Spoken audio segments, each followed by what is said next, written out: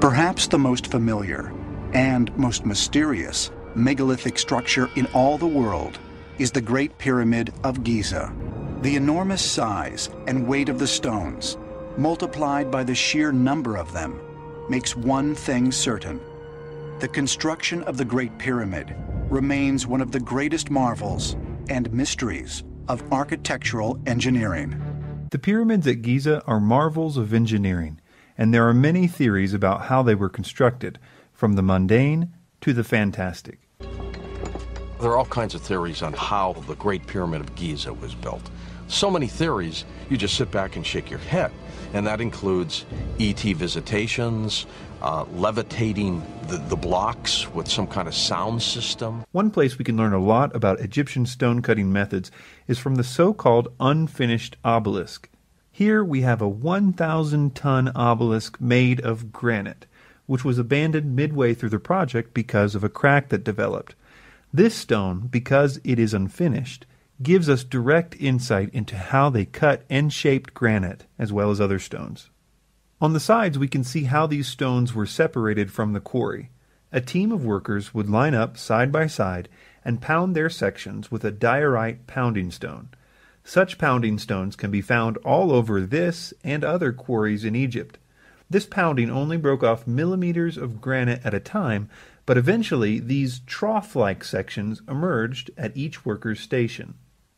After that, they would do the same thing on the bottom of the block, until it was supported only by a thin spine in the middle. Then it would be snapped off using levers. The people who created the Moai statues at Easter Island used very similar methods for quarrying stone, as did many other groups around the world, as we will see.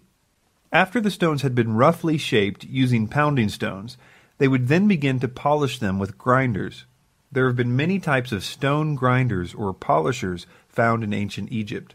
They usually had a handle with a flat surface, which they would use to rub against the stone with sand as the abrasive.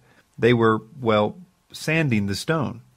The various mineral particles found in sand are hard enough not only to polish hard stones like granite, but also to do what Ancient Aliens tries to make people think is utterly impossible, that is, to cut granite.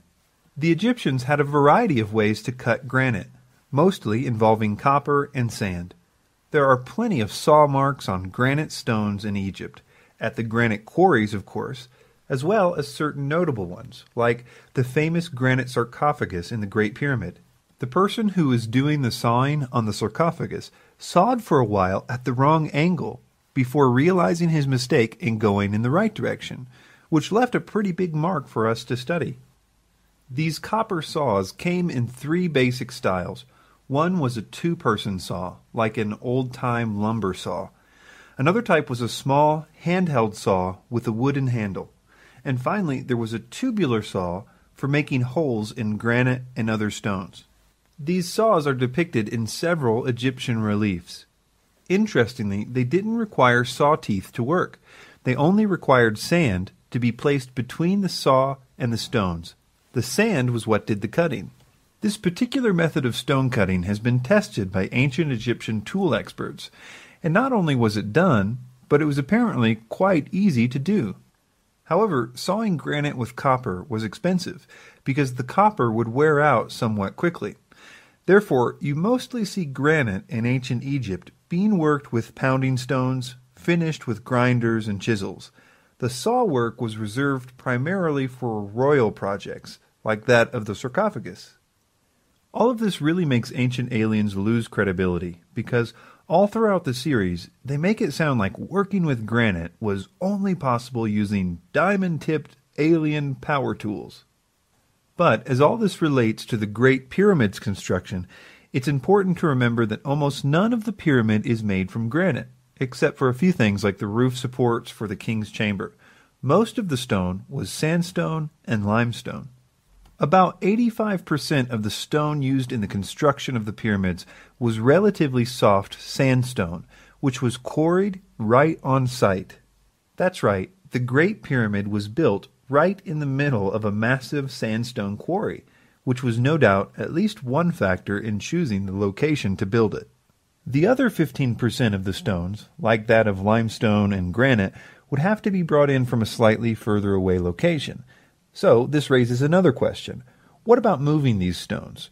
Surely the only way is by levitation, as Ancient Aliens claims. In order to really move massive amounts of stone like that, they would have had to have been levitated, somehow made weightless, and then just moved through the air by some kind of device, perhaps even a handheld kind of device, like some beam weapon. If levitation was the way that the ancient Egyptians moved stones, they had a funny way of showing it, because there are plenty of depictions of them using wooden sleds to move everything from blocks the size and shape of the ones used for the pyramid to massive 1,000-ton monuments and obelisks, all using wooden sleds. They even had a hieroglyph for the word sled, which they used often. In fact, 3 such sleds have been found intact by archaeologists, and they have all kinds of places to attach ropes to. Speaking of ropes, ropes made out of papyrus and other materials have been found in Egypt, some of them with a massive circumference, suggesting that they were used for extremely heavy objects. Boats were used for stones that needed to be imported. In fact, a channel was dug from the Nile to the construction site, so no stone had to be dragged very far anyway. So, what about the construction of the pyramids? How exactly was it done? Part of the reason that the Ancient Aliens perspective is attractive is because some of the other popular theories concerning the pyramid's construction have serious problems, such as the single ramp theory, which would have had to extend out more than a mile and would have had to have more stones in it than the pyramid itself. Another one is the spiral ramp theory. This one is problematic because some of the ledges only had about 2 feet or less to work with, certainly not enough to hold a ledge that would carry workers and stones the size of the ones used. Also, a structure like the pyramid would have had to have been constantly monitored for geometric accuracy as it progressed upwards, because being even a few inches off on a lower level could cause the top to be off by a huge amount, and a spiral ramp would have made it impossible to survey the geometric accuracy of the pyramid as it progressed. Add to this that there's no actual evidence for either of those theories, and you can see why people are looking for alternatives. While doing research for this documentary, I came across a new theory about the pyramid's construction that I had not heard before. At first I planned to mention it only briefly, but the more I heard of this theory, the more convinced I became of its validity. It was proposed not by an Egyptologist, but by an eccentric French architect named Jean-Pierre Houdin. And if Jean-Pierre is correct, knowing how the blocks were raised in the pyramid also happens to explain some of the other mysteries, like the purpose for the odd-shaped grand gallery, as well as the purpose of the granite blocks above the king's chamber, and why there were 3 burial chambers cut at different levels in the pyramid, 2 of which were unused. I will very briefly explain this theory, but I highly encourage you to visit the links at the website on your screen, because the specifics of this theory are something that any pyramid enthusiast should be very familiar with, in my opinion. The basic idea is that there was an internal ramp in the Great Pyramid, and workers dragged the blocks through it until they reached the corners, at which point the block was repositioned for another team to pull it up the next ramp. Also, the exterior limestone blocks with the polished finish would have been positioned and aligned first to ensure geometric accuracy, and then the sandstone blocks would have been positioned behind them as filler. This would mean that all the internal chambers, like the Queen and King's chamber, were built as the pyramid progressed upwards in the light of day. This internal ramp theory, unlike some of the others, is actually supported by quite a lot of physical evidence. For example, in the 1980s, a French team, looking for hidden chambers, conducted a full-scale gravimetric survey of the Great Pyramid, kind of like a giant X-ray map of the entire pyramid. They actually found evidence of this internal ramp through their study, but they had no idea what to think of the spiral pattern they saw at the time, so they simply filed it away until they heard about Jean-Pierre's internal ramp theory 14 years later. In addition, there is this notch high up on the Great Pyramid, which, according to Jean-Pierre, rests exactly on the 7% grade where you would expect to find the internal ramp, and would be at the exact place where the workers would have lifted the blocks and changed the direction for the pullers. Bob Breyer, an Egyptologist who was working with Jean-Pierre, was only allowed a few minutes to survey this notch and take a few pictures and measurements. They found that there was indeed a large space behind these stones, and they made extensive computer models with the pictures that were taken. As of 2012, the team is still waiting for clearance from the Egyptian authorities to conduct a full-scale survey of this notch. But perhaps even more interesting than this is the purpose for the Grand Gallery and the granite stones above the king's chamber. I mention them together because, according to Jean-Pierre, they are intimately connected. First, it's important to know the main difference between the Great Pyramid and the other two pyramids at Giza is that the Great Pyramid's burial chamber was inside the pyramid. The other two were underground, cut directly into the bedrock, which meant that in those two pyramids they did not have to worry about the hundreds of thousands of tons of stone above it collapsing onto the tomb. The Great Pyramid was different. Its chambers were in the middle of the pyramid, and because of this, the designer had to get creative to prevent the stones from collapsing in on the chambers. In earlier pyramids in the area, this had been accomplished using a stone roof that came together at an apex, which distributed the weight of the blocks away from the chamber. But for the Great Pyramid, the designer wanted to be more ornate, opting for a flat roof in the king's chamber, which would have easily collapsed if he didn't find a way to distribute the weight of the stones above it away from the roof. He ingeniously added a series of large granite blocks, spaced out evenly above the chamber, capping those stones with the same apex roof idea from the earlier pyramids, which distributed the weight safely away from the king's chamber ceiling.